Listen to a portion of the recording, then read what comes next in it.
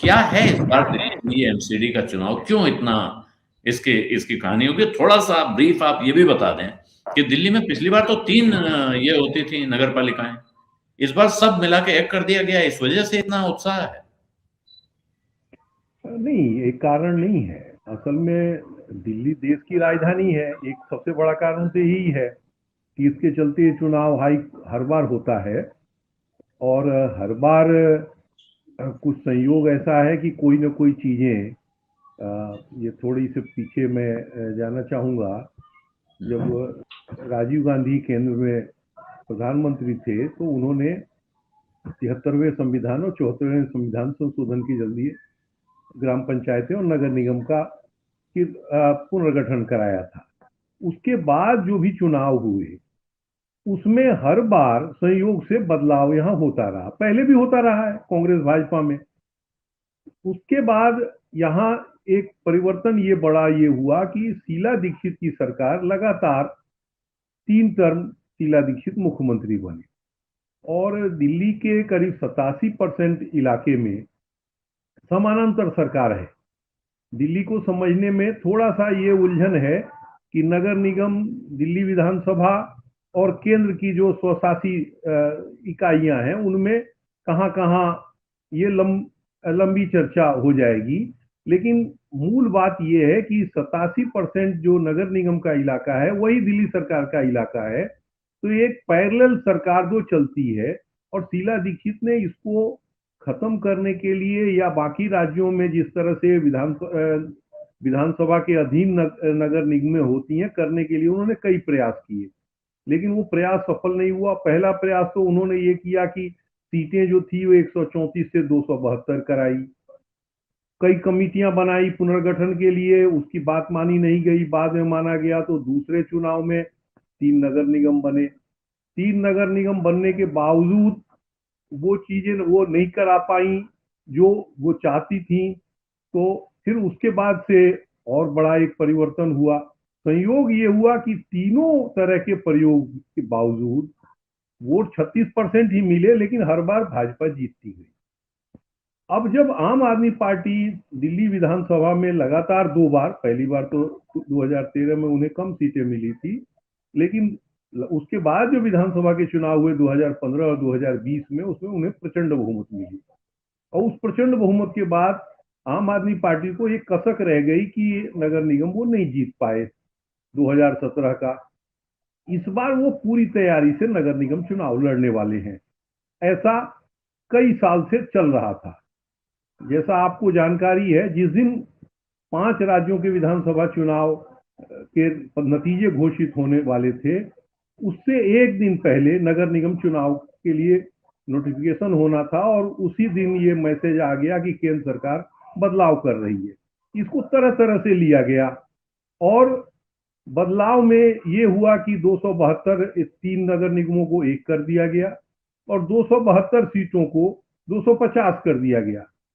निगम एक करना ये सब चीजें तो चलो चल जाएगा, लेकिन 272 का 250 क्यों किया गया, ये तर्क आज तक हमारे जैसे जो लोग दिल्ली में वर्षों से रह रहे हैं और पत्रकारिता कर रहे हैं उनकी भी समझ में नहीं आया।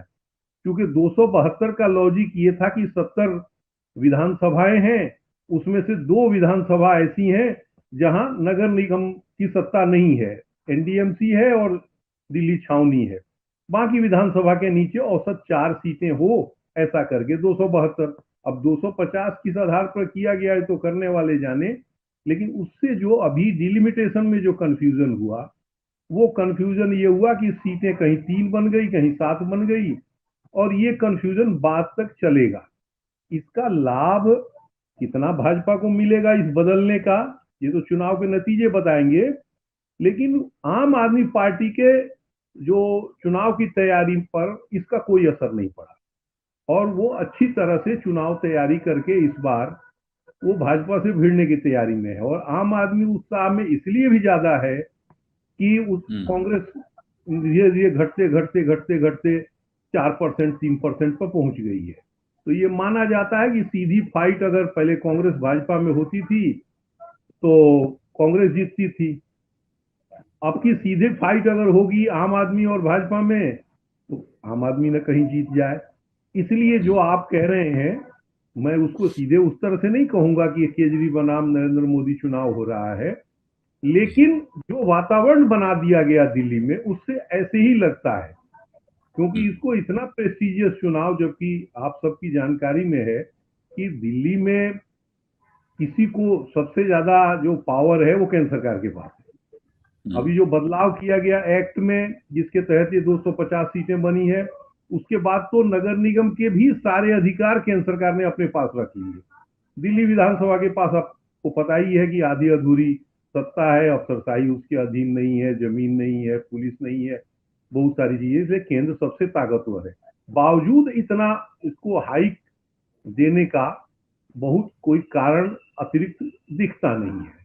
अब आने वाले समय में चुनाव अभी 4 तारीख को होने हैं, और जिस तरह से अभी टिकटों के बंटवारे और उसके बाद सब आरोप प्रत्यारोप का दौर चल रहा है, उसमें आप किन विषयों पर बात करेंगे वो तो अलग है। लेकिन अभी जो तत्काल जो आज जो घटना हुई है कि वो पकड़े गए पैसे लेते हुए, और एंटी करप्शन ने उनको पकड़ा, और मुझे लग रहा है ये इस तरह की घटनाएं और होंगी, क्योंकि ये चुनाव को मुझे लग रहा है हाइक पर ले जाने का भी एक ये तरीका राजनीतिक दल के की ओर से हो रहा है।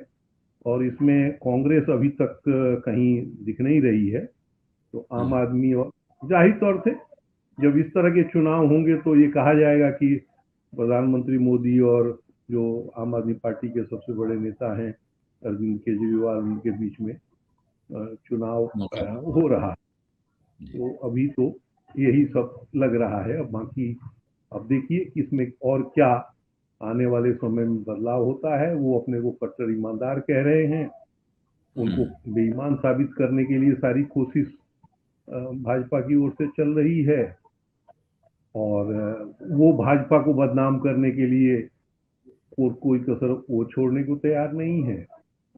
अभी दिख जाएगा 2-4 और दिन में क्या क्या मुद्दे और आने वाले हैं सामने। जी, तो ये जो आपने बताया, मुझे लगता है कि एक बारीक जानकारी लोगों को तफ़सील मिल गई। ख़ास चीज़ जो एक आपने कही, और मेरा ख़्याल है उस पे एक बार और लौट के आना चाहता हूँ मैं। छोटा सवाल आपसे, छोटा-सा जवाब चाहूँगा। ये जो 3 लेयर की सरकार, कुछ चीज़ें केंद्र सरकार चलाती है, कुछ चीज़ें राज्य सरकार चलाती है, और काफ़ी बड़ा हिस्सा तब भी एमसीडी यानी म्युनिसिपैलिटी के पास रह जाता है। 16,000 करोड़ रुपए का बजट इस बार प्रस्ताव रखा गया था, जो एमसीडी का बजट है दिल्ली में। और मुंबई की महानगर पालिका हम देखते हैं, वहां सारा झगड़ा इसीलिए, लोग कहते हैं कि देश की सबसे अमीर महानगर पालिका, और इसीलिए वो उस चुनाव पर जब जिस वक्त अभियान चल रहा होता है, उस वक्त किसी तरह वो विधानसभा से कम अभियान नहीं होता है। और दिल्ली की विधानसभा तो मुकाबले में देखें महाराष्ट्र के, तो बहुत छोटी विधानसभा है, तो यहाँ तो हाइप होना स्वाभाविक है।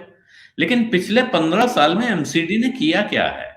क्या वजह है कि आज केजरीवाल जी ये कहने की हालत में हैं कि ये जो कूड़े के पहाड़ हैं, इनको हटाना है तो केजरीवाल को जिताना है? नहीं नहीं नहीं नहीं नहीं, ये इशू अब केजरीवाल जी ने बना दिया है, लेकिन ये कूड़े के पहाड़ ये 15 साल में थोड़े बने हैं, पहले भी थे। कूड़े के पहाड़ बनना गलत है, उसको ठीक करना चाहिए। एमसीडी नकारा है, एमसीडी में भ्रष्टाचार है, लेकिन वो केवल एमसीडी में नहीं है, वो केजरीवाल के सरकार के विभागों में भी वही है। और देखिए, एक पहले कहा जाता था कि किसी एक राजनेता को अगर नगर निगम, दिल्ली मैंने विधानसभा और सांसद तीनों चुनाव लड़ने का ऑप्शन दिया जाए तो उसकी पहली प्राथमिकता नगर निगम होगी, क्योंकि सबसे ज्यादा सीधे पैसे कमाने का जो जरिया है वो नगर निगम में था, क्योंकि सारे लाइसेंस और टैक्स, ये सारा कुछ उन पर निर्भर करता था। अब इसमें काफी बदलाव हुआ है, फिर भी नगर निगम के पल्ले काफी कुछ है। अभी भी जो बिल्डिंग बाई लॉज और हाउस टैक्स, ये 2 चीजें उनके पास ऐसी हैं जिसमें आमदनी का भरपूर जरिया है, लेकिन कई चीजें बदल गई हैं।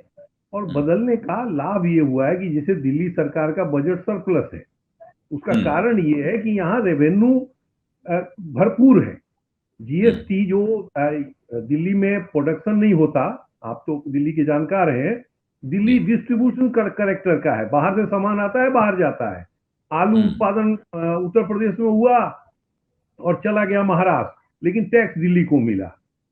ऐसे ही बहुत सारी चीजें, जैसे सेव आया हिमाचल से और बिका कहीं और, टैक्स दिल्ली को मिला। तो इसलिए रेवेन्यू तो दिल्ली सरकार विधानसभा के पास भी भरपूर पैसा खर्च करने के लिए है। और ये हाउस टैक्स में क्या करते हैं, ये जहां वोट की राजनीति है वहां सब चुप्पी लगा जाते हैं। 70% दिल्ली के इलाके में टैक्स लगता ही नहीं।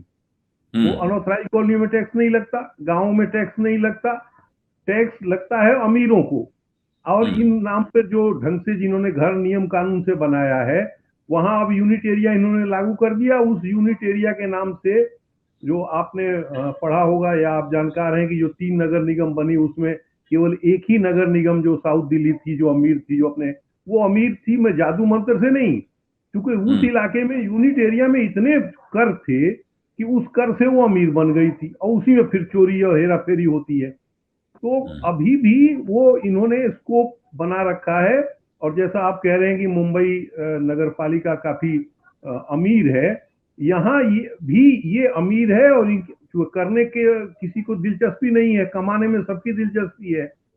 न सफाई होगी ढंग से, न कूड़ा इकट्ठा किया जाएगा ढंग से, न सड़कें बनेंगी अच्छे से, न स्कूल पढ़ाई कॉलेज होगा, सब अपने कमाने में लगेंगे। और उस कमाने का भरपूर स्कोप नगर निगम में भी यहाँ पर्याप्त है और विधानसभा में भी पर्याप्त मात्रा में तमाम लूप होल हैं।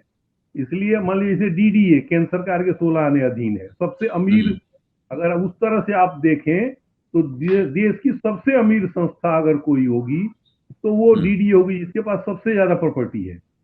लेकिन वहां सबसे ज्यादा लोग कहते हैं भ्रष्टाचार है, मेरा भी अपना अनुभव है। इसी तरह से नगर निगम की संपत्ति भी दिल्ली में अफरात है। माने दिल्ली विधानसभा से ज्यादा संपत्ति दिल्ली नगर निगम के पास है। तो दिल्ली में 40,000 किलोमीटर सड़कें हैं, उसमें से 6-7 हजार किलोमीटर कुल दिल्ली सरकार के पास है, बाकी सारी सड़कें नगर निगम के पास है। तो और इलाके भी, माने नियम ये है कि कॉलोनियां बनाएंगी डीडीए और उसको शिफ्ट कर देगी नगर निगम में। इस तरह से वो सारी जो अंदरूनी व्यवस्था है वो नगर निगम के पास है, जिसमें तमाम स्कोप हैं खर्चे करने के भी और कमाने के भी। तो मुझे लग रहा है जो दूसरा काम है वही ज्यादा हो रहा है, कमाने का, खर्चे करके बेहतर करने का। इसलिए आप जो कह रहे हैं कि 15 साल बीजेपी अपने काम बहुत ढंग का नहीं गिना पाएगी, कुछ काम तो हुए ही हैं और उसको गिनाया जा सकता है, लेकिन जितनी अपेक्षा दिल्ली की बड़ी आबादी से नगर निगम से थी उतनी वो नहीं कर पाए। अब उसके बहुत सारे कारण होंगे, लेकिन ये कारण ये भी है कि वो करना भी लोग नहीं चाहते और आरोप भी डालेंगे कि दिल्ली सरकार पैसे नहीं दे रही है। दिल्ली सरकार ये आरोप केंद्र पर लगाएगी कि वो हमारे पैसे नहीं दे रही है। तो ये अपना सिलसिला दिल्ली में चल रहा है और आगे भी चलेगा। मेरा कहना ये है कि आप कुछ भी कर लेंगे, ये सिलसिला फिर से ये आगे बढ़ता ही रहेगा, इसके रुकने के आसार नहीं है। सत्य हिंदी का ऐप डाउनलोड करें गूगल प्ले स्टोर पर।